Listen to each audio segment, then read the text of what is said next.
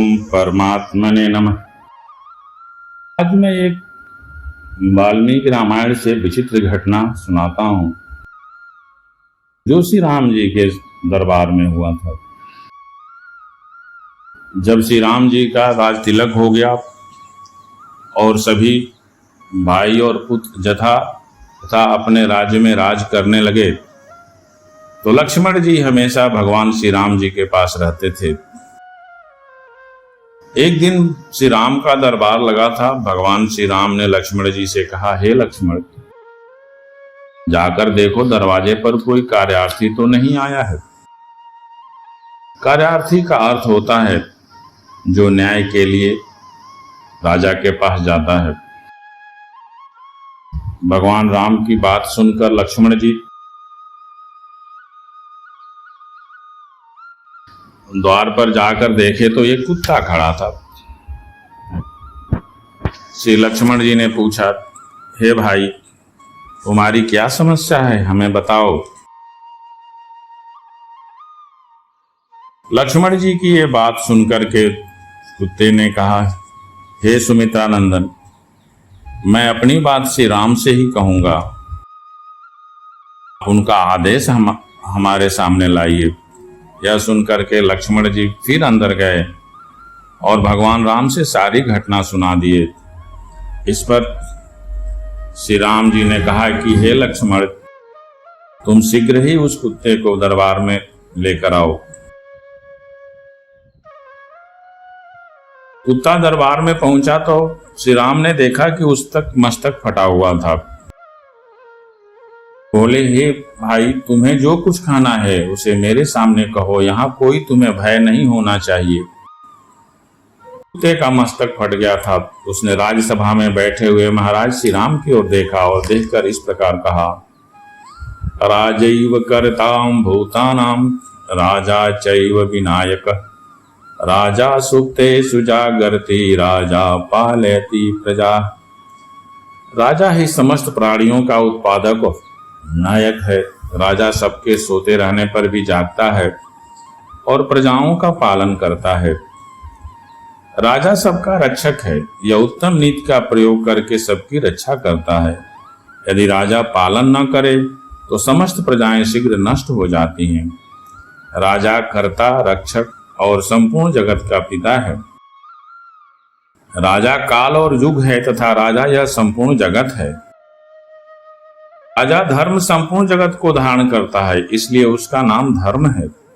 धर्म ने ही समस्त प्रजा को धारण कर रखा है, क्योंकि वही चराचर प्राणियों सहित त्रिलोकी का आधार है। हे रघुनंदन, उत्तम व्रत का पालन करने वाले, मैं आपके चरणों में मस्तक रखकर क्षमा चाहता हूं। और हमारी क्या समस्या है मैं आपसे बताता हूं। तेने कहा, एक सर्वार्थ सिद्ध नाम से प्रसिद्ध एक भिक्षु है जो ब्राह्मणों के घर में रहता है। उसने आज अकारण मुझ पर प्रहार किया। मैंने उसका कोई भी अपराध नहीं किया था। कुत्ते की बात सुनकर श्री राम ने तत्काल एक द्वारपाल भेजा और उस सर्वार्थ सिद्ध नामक विद्वान भिक्षु को बुलाया। श्री राम को देखकर ब्राह्मण ने पूछा, हे प्रभु, मुझसे आपको क्या काम है। ब्राह्मण के इस प्रकार पूछने पर श्री राम बोले, ब्राह्मण, आप इस कुत्ते के सिर पर जो प्रहार किया है उसका क्या कारण है। विप्रवर, इसने आपका क्या अपराध किया था, किसके कारण आपने इसे डंडा मारा। क्रोध तो प्राणहारी शत्रु है। क्रोध को मित्रमुख शत्रु बताया गया है।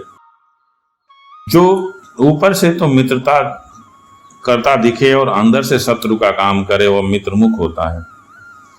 क्रोध अत्यंत तीखी तलवार है तथा क्रोध से सारे सद्गुण खिंच जाते हैं। मनुष्य जो तप करता है, यज्ञ करता है और दान देता है, उन सबके पुण्य को या क्रोध द्वारा नष्ट कर देता है। इसलिए क्रोध को त्याग देना चाहिए।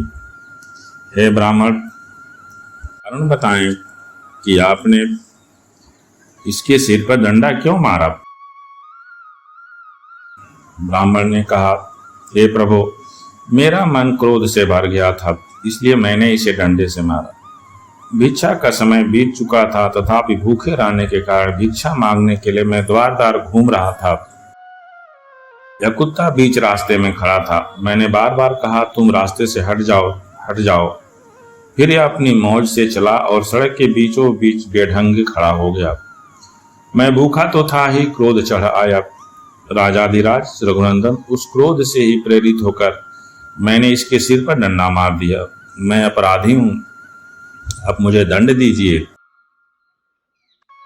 उस सभा में भृगु, अंगिरस, कुत्स, वशिष्ठ और कश्यप आदि मुनि थे। सबसे भगवान राम ने पूछा कि इसका उचित न्याय क्या हो सकता है। सभी लोगों ने कहा, हे प्रभु, आप ही इसका न्याय कर सकते हैं। उन सब के ऐसा कहने पर कुत्ता बोला, श्री राम, यदि आप मुझ पर संतुष्ट हैं, यदि आपको मुझे इच्छा अनुसार वर देना है तो मेरी बात सुनिए। आपने प्रतिज्ञा पूर्वक पूछा है कि मैं आपका कौन सा कार्य सिद्ध करूं। इस प्रकार आप मेरी इच्छा पूर्ण करने को प्रतिबद्ध हो चुके हैं। अतः मैं कहता हूं, इस ब्राह्मण कुलपति को मठ का मठाधीश बना दीजिए। महाराज, इसे कालांजर में एक मठ का आधिपत्य प्रदान कर दीजिए। यह सुनकर श्री राम ने उस कुलपति के पद पर अभिषेक कर दिया। इस प्रकार पूजित हुआ वह ब्राह्मण हाथी की पीठ पर बैठकर बड़े हर्ष के साथ वहां से चला गया। शेष इस प्रकार कुत्ते ने कहा कि आप इनको एक मठ का मठाधीश बना दीजिए। भगवान ने वैसा ही कहा, लेकिन इस विचित्र न्याय को सुनकर सभी सभा में बैठे हुए ऋषि मुनि और मंत्रियों ने पूछा, महाराज, यह दंड है या वरदान है, समझ में नहीं आ रहा।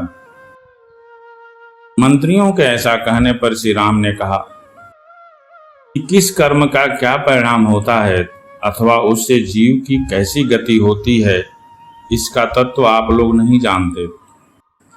ब्राह्मण को मठाधीश का पद क्यों दिया गया, इसका कारण यह कुत्ता जानता है।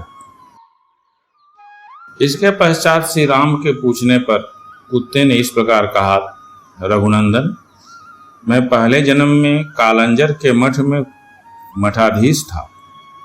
वहां यज्ञ शिष्ट अन्न का भोजन करता, देवता और ब्राह्मणों की पूजा में तत्पर रहता, दास दासियों को उनका न्यायोचित भाग बांट देता, शुभ कर्मों में अनुरक्त रहता, देव संपत्ति की रक्षा करता तथा विनय और शील से संपन्न होकर समस्त प्राणियों के हित साधन में संलग्न रहता था।